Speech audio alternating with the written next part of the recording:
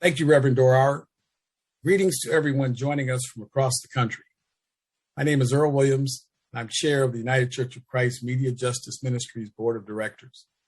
Wow, does it feel good to use our new name. I've served on the board for many years now, but in addition to my role with the UCC, I also serve on the City Council in Shaker Heights, Ohio.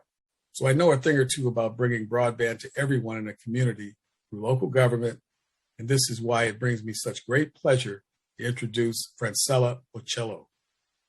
Francella currently serves as the Executive Director of Next Century Cities, an organization which supports mayors and community leaders across the country as they seek to ensure that everyone has fast, affordable, and reliable internet access. Francella joined Next Century Cities in July 2019, and in a short time has made an incredible impact. For example, in May, NCC released a major broadband mapping report, which addresses the failure of federal data to accurately capture who has broadband and who does not. And this year, Francella was chosen as a Technology and Public Purpose Fellow at Harvard's Belfair Center for Science and International Affairs. Francella is everywhere, whether she's offering keynotes at a wide range of conferences, testifying before Congress, meeting with state regulators, or briefing the local government leaders who are in NCC's membership. You can always count on her to be perfectly poised, scrupulously accurate, and engaging and ready to go. One of the major reasons for her receipt of the Donald H. McGannon Award is that Francella has led Next Century Cities into putting digital inclusion, justice, and equity at the center of its work. Broadband inclusion efforts must include the whole community. This is the same ethos that led Everett Parker to make sure television in its day served the whole community across racial and economic divides. Francella is helping cities across the country to do the same thing. One of Donald McGannon's more famous quotes is, "Leadership is action, not position." And no one fulfills that more than Francella Ochillo. So I'm proud to present her with the Donald H. McGannon Award. Thank you so much, Mr. Williams. And I actually, I had so many thoughts in my mind about what I was supposed to do today. And I always feel like I have to follow wherever the moment leads me. And the first thing that I want to say is, number one, we're big fans of what's happening in Shaker Heights. And so, and we will always go to bat for local officials and bring them into the rooms that sometimes they're just not invited. And so, and I really appreciate just being able to appreciate this time and space, not only with this organization, with UCC, that has a long legacy of fighting for justice and equity, but just to be able to share the stage with so many people that are recognized today, as well as people who aren't able to be celebrated today, but that we celebrate their work all the time. I want to say specific thanks to UCC, Cheryl Lianza, and Colette Fozard, and everybody on the committee that helps bring this type of production to life, because there's a lot of work that happens thanklessly in the background that makes a world of difference. And I also want to say congratulations to Angela Siefer and Eric Ward, not only for their work personally, but also for their organizations in really setting benchmarks for excellence in advocacy. And as we're thinking about the work of NCC, I think that, you know, when I look back on my story at NCC, what we are, where we've been, where we're going, none of that would be possible without my staff. Lucas, Ryan, Corianne, Brittany Ray, and other part-time people who have been to support our work in the background. Every single time I ask them to do things that seem impossible, they just ask when, and they come with me, and none of that ever goes unnoticed. And finally, I do want to just carve out a moment just to say thank you to the people on my cheer squad. Some of them were able to join the ceremony today. I am forever grateful for their support, because the past 2 years in particular, like for everyone, have been both challenging and transformational. And at first, I was just so thankful for being able to get through it. But more so, I am incredibly thankful for them reminding me that this is only the beginning. Turning to specifically this award, I think about a lot of time lately. I spend time explaining to people what is the digital divide, the urgency of the digital divide, both from a tech policy and an economic perspective. And for people who have no relation to tech policy, they tend to associate digital divide issues with a phenomenon associated with COVID.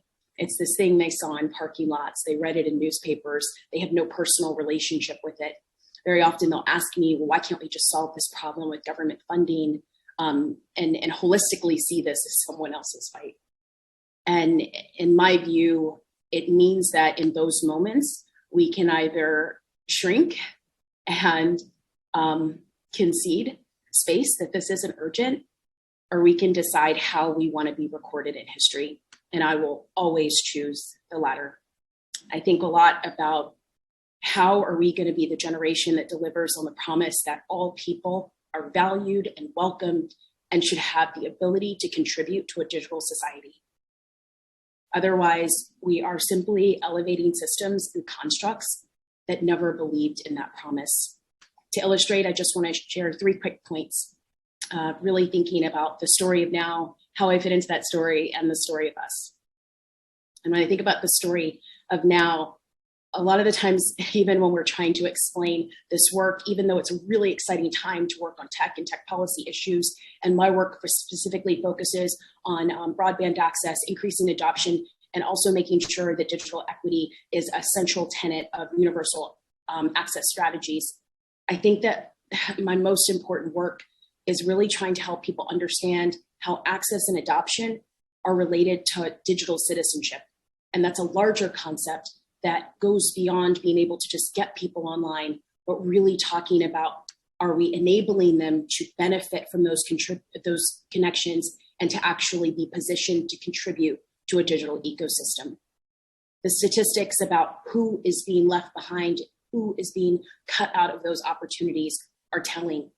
And these are the same populations that have been fighting for economic opportunity, health equity, and equal rights for generations.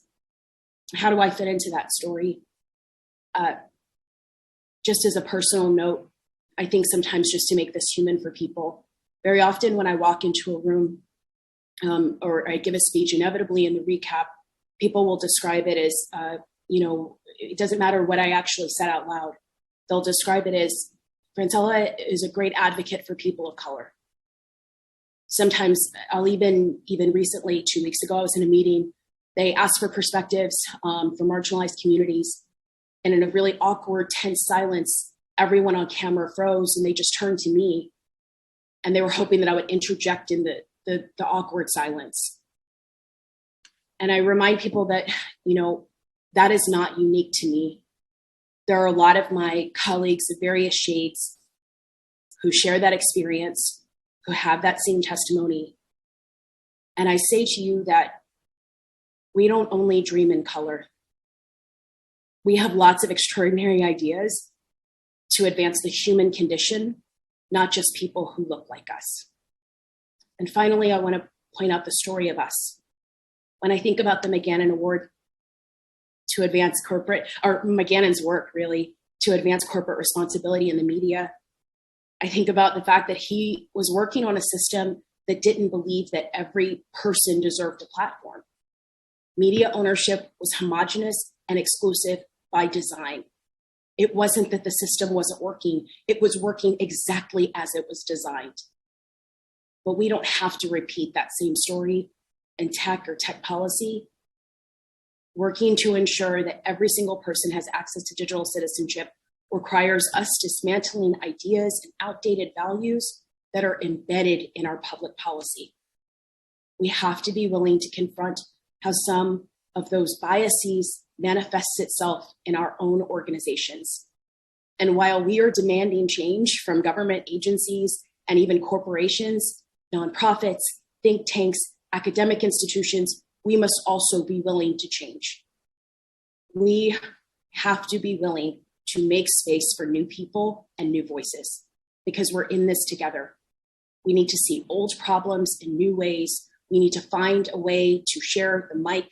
We need to make room at the table for people who look different than we do, the people that we call the others. So while I am honored and so incredibly grateful, not only for this award and all of the the bits and pieces, the bruises, the wins that got me here today. I hope that in the final analysis, that those are the things that people will remember about my work. So on behalf of not only Next Century Cities, but all of the advocates who don't always get a platform or the shine that they deserve, thank you, thank you, thank you for your work. We are in this together, and I appreciate this opportunity.